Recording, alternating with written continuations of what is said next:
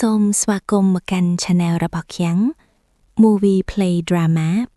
2026មកចូលក្នុងសាច់រឿងសូមជួយ Subscribe Channel របស់ខ្ញុំម្នាក់មួយផងដើម្បីទទួលបាននូវរឿងថ្មីៗសូមអរគុណថ្ងៃនេះឃ្លៀងមានរឿងថ្មីមួយចែករំលែកជូនដល់បងប្អូនទាំងអស់គ្នាទស្សនាមានចំណងជើងថាវិញ្ញាណនារីផ្ទះបុរាណរាត្រីនេះយើងនឹងនាំលោកអ្នកទៅកាន់ផ្ទះឈើបុរាណមួយខ្នងដែលលាក់ទុកនៅអាខំបាំងនិងវិញ្ញាណដែលមិនទាន់ទៅចាប់ជាតិសំឡេងខ្យល់រាត្រីបក់បោកសំឡេងចង្រិតយំនិងសំឡេងជើងដើរលើក្តារឈើចាស់ៗយប់ដងងងឹតមួយសេរីនិស្សិតសាកលវិទ្យាល័យម្នាក់ដែលចូលចាត់ការរុករក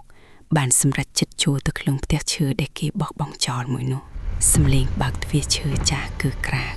សេរីនិយាយតិចៗជាមួយខ្លួនឯងថា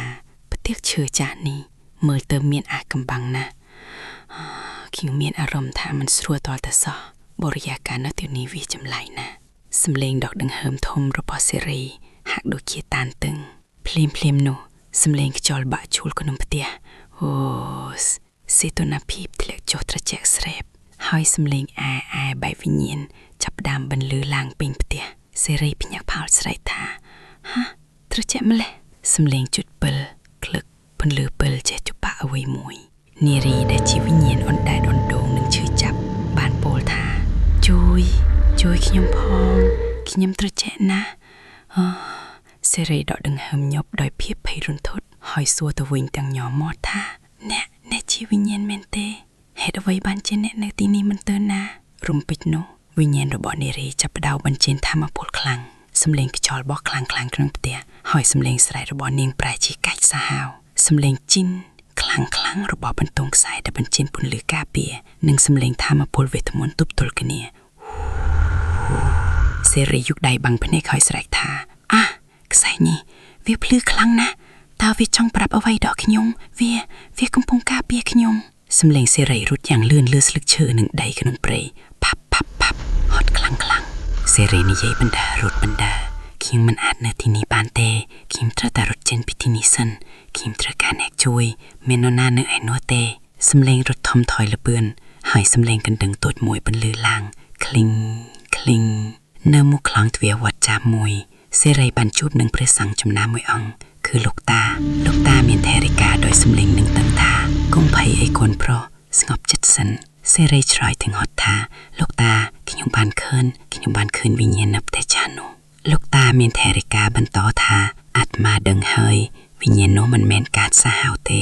នាងគ្រាន់តែជាប់ក្នុងទុក្ខសោកប៉ុណ្ណោះសំឡេងលោកតាហូតកណ្ដឹងលឹងហិនឲ្យសេរីយកកណ្ដឹងនេះទៅកូនវាជាកណ្ដឹងដាវិញ្ញាណសំឡេងរបស់នាងនឹងជួយដាស់សតិរបស់នាងឲ្យភ្ញាក់ពីសេចក្តីទុក្ខចូលត្រឡប់ទៅវិញហើយជួយនាង